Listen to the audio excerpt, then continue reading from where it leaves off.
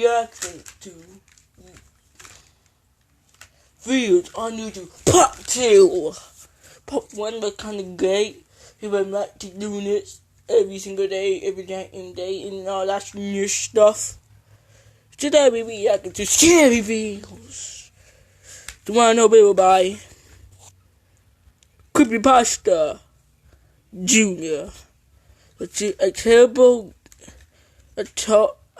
terrifying game of hide and seek. You just told by that scripted ass storm number.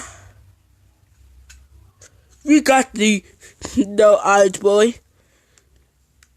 Man, you got bad bits of the first let's get and right into the stream. Junior. Oh dang.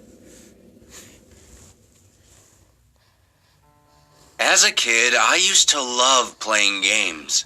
Me too. I'm not talking about video games, although I did enjoy those too. I'm referring to games you play with friends. Yeah, that's games such as tag, Minecraft, capture the flag, red light, green light. But my all-time favorite game to play growing up was hide and seek. My love for the game was probably due to the fact that I was the best hider in the neighborhood. Well, I can't tell you how many times I've heard, "We give up." Guys, if you know where I live at, you might know what.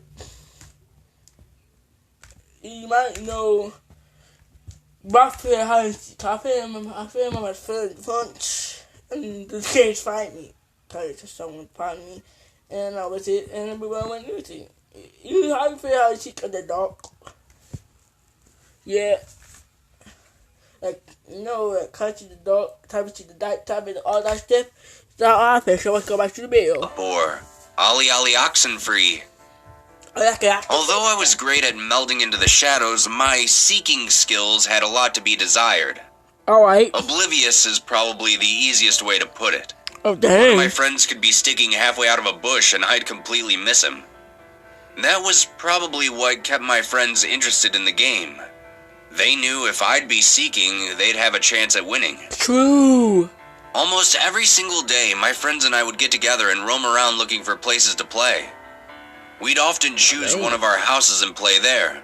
But our parents were the type to tell us to just go play outside. Okay. Because of this, we'd often find various places nearby to play and hang out. Okay. Within walking distance, there were a few local parks which became our go-to locations. Each park had their own pros and cons, but both were fairly good in their own right. There were a couple of vacant lots, which contained various piles of junk with which to utilize. There was even a construction yard that seemed to be perpetually vacant. We played there a few times, but stopped after the police caught us and told us to leave. Oh, dang.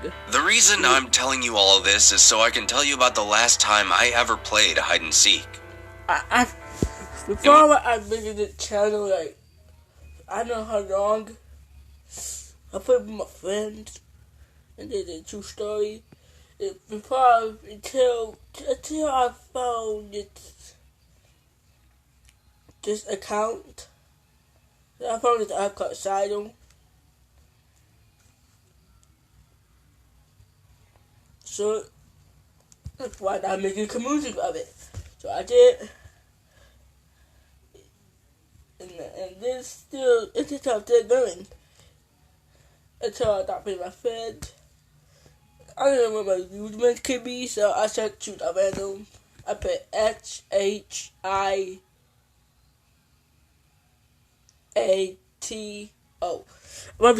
I think so. Let's see. Where my community at?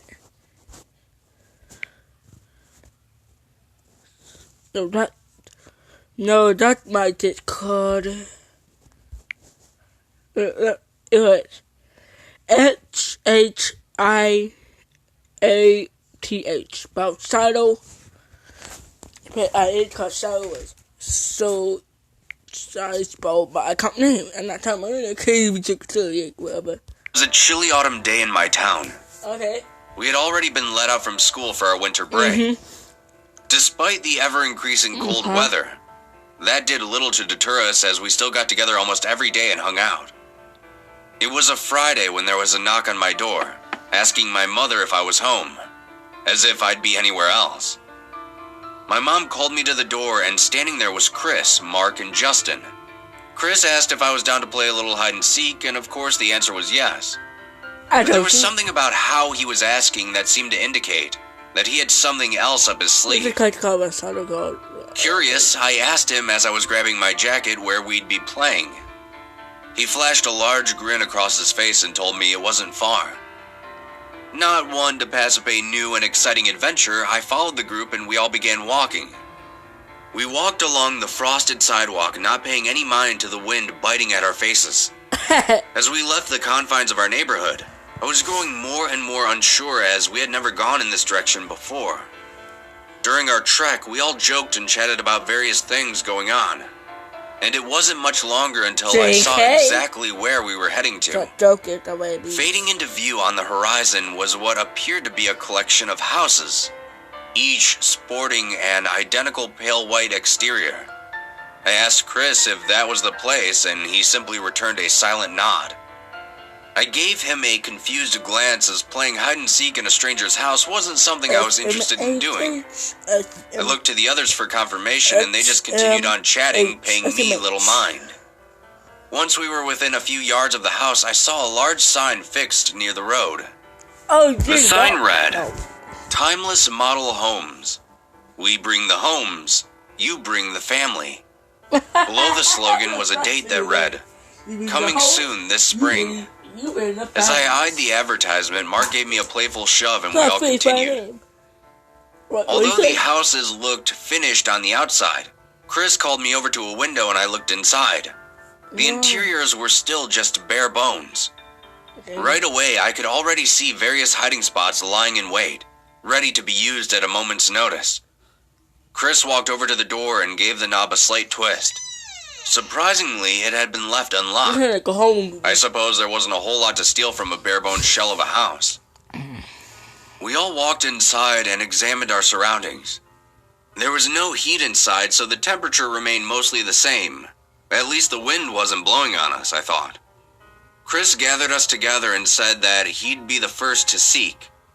I asked what the boundaries were, because there were always boundaries. We had to have some way of keeping people from running off into the woods never to be found by the seekers. Chris thought for a moment. He seemed to weigh the options of making the game challenging but fair. He then looked up with a grin. He said that these 3 houses, and then gestured out of the window to the other 2 houses in this particular lot, were all fair game. There were many more houses all around us, but 3 seemed reasonable, especially for such a small group of people. He said he would stand in the street and count to 100 before searching. The rest of us looked to one another and nodded. We followed Chris out into the street. He took a few more steps ahead of us before bringing his hands up to his eyes. Methodically, he spoke aloud, making sure to enunciate each number clearly. Okay. From the moment he started, the 3 of us remaining scattered. I turned to see Mark walk into the house directly behind us. Justin jogged over to the one adjacent to it. They both disappeared into the darkened front doors, leaving me to choose the 3rd house. Now, there was no rule that said I couldn't choose one of the previous houses, but figured why not make it a tad more challenging. I could already hear Chris entering the 20s. I quickly dashed over and opened the door. Stepping inside the house, I immediately noticed that this layout was different from the one we had entered before. I tried my best to get a grasp on the layout, but the low light inside the house, despite the multiple windows, made seeing difficult. I ran up the stairs and searched the vacant bedrooms for any decent spots. A couple of them had closets, but without doors would be easy spots to search. I ran back down the stairs and looked around. At the far end of the house was a door which seemed to be in what would be the kitchen. I walked over to it and pulled it open. Before me was a set of steps that descended down into a pitch-black void. It was probably a basement or a cellar, I thought. I quickly walked down the steps, squinting as I tried to see the path in front of me. So it's like... At the base of the steps, there was no light. I had no clue what was near me or how big this area was. I rounded the stairs and decided I'd just hide underneath them to be safe. As I slowly walked around, my legs bumped into various objects. I assume they were extra construction supplies, wood and metal and the like. After a few moments, I found the wall behind the stairs. I could feel random materials all around me, so I tried my best to crouch in between the large piles. Then I waited. And waited. After a while, I was beginning to wonder if Chris was even looking for me.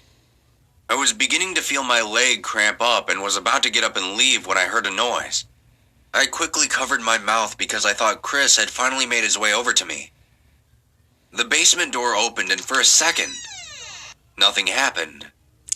I thought Chris would at least call out to me, but he didn't. Then I heard something start descending the steps. The footsteps were heavy, and the floorboards strained underneath the weight. Chris wasn't a large kid. He was actually quite skinny, so I didn't know who this was. It's scary. The footsteps reached the bottom of the stairs. Then the sounds completely stopped. Oh. I wasn't sure of what to do. Since I was behind the stairs, I couldn't see who it was. And with the extremely faint light shining from the kitchen area, probably through a window, it did little to illuminate my surroundings. Then I heard a voice. One that didn't belong to any of my friends. It was a deep and raspy voice that grated on my eardrums. It said, "I can see you." Oh, no. When I heard this, my eyes went wide. Oh, If I hadn't already been covering my mouth, I might have screamed. So scary. There was no way this person could see me. I thought I had chosen a good hiding spot. And besides, I couldn't even see him with it being so dark. Pause. Regardless, Yo, you guys heard that? It said, "I can see you." It's so scary. Oh my god. The dude was scary. I can see you. Oh my god. I had no idea who was in this basement with me, and that was a problem. Then, out of nowhere, a hand grabbed onto my arm, covering my mouth. The grip was immense and nearly ripped my arm from my body. When this happened, I screamed and flailed with all my might. My kicking legs bumped into the piles of stuff around us, and after a few seconds, the piles gave way. Don't say After it. the clattering Don't of say wood it. and the clanging of metal subsided, I realized I had been freed from his grasp. I quickly dashed forward and rounded the stairs. As I was sprinting up them, I felt something grip my leg and I fell forward onto my face. I turned, and I saw the face of my attacker. What I once thought was a man wasn't. Its eyes were like tiny pinpoints of light staring at me. It had no nose on its face, which gave its shape a smooth appearance. Then its mouth opened, like splitting a watermelon horizontally in half. Its head opened up, revealing sharpened teeth that extended all the way down its throat. Oh my I god. screamed so loud that I nearly passed out. Its hand started to drag me back into the basement, and I frantically searched for anything to grab onto. I gripped the doorframe and pulled with all my might, swinging my free leg around wildly. With a lucky kick to its face, the grip on my leg loosened and I threw myself out of the basement, running out of that house at top speed. As I darted out into the front yard, I found my parents standing out there with my friends, as well as their parents too. They were also accompanied by 2 police officers. When my mom saw me, she shouted my name before running over and embracing me. Oh. I asked her what she was doing here, and she explained that Chris told them that we were all playing hide and seek here, but that they couldn't find me at all, even after calling my name repeatedly, for 3 hours. So they went home and told their parents. My mom contacted the police to come search for me, but by that point I couldn't stop my tears from streaming down my face. She asked me where I was, and I pointed to the house behind me. I told her I was hiding in the basement. My mother then returned a confused look at me. What she said next made no sense to me whatsoever. She said that the police had searched all of the houses, including the one I just came out of, and there was no basement in any of them. What? I don't know what happened that day. I don't know where that basement came from. And I definitely don't know what that thing was that attacked me. But ever since that day, I never went into another basement. And I I wouldn't never, either. ever played another game.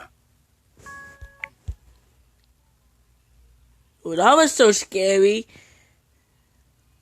That was the scariest thing I always saw. Oh my god.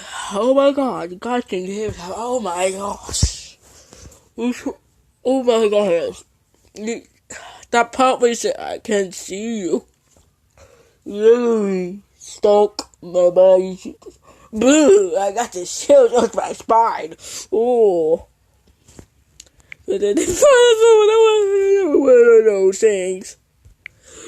It got me the most scary thing, obviously. So I'll see you guys in the